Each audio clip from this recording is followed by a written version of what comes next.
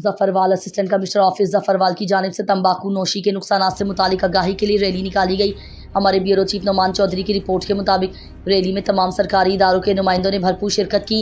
इस मौके पर तंबाकू नोशी के खिलाफ बैनर्स उठाए गए और अवाम में शऊर उजागर किया गया। रैली का मकसद नौजवान नस्ल को इस मौजी लत से बचाना था।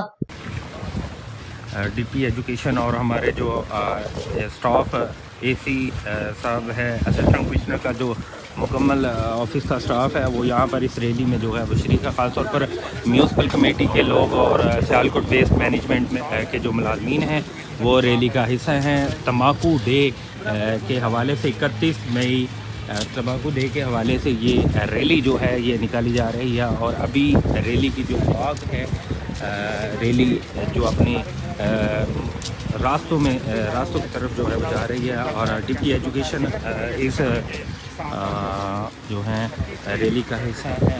यहाँ पर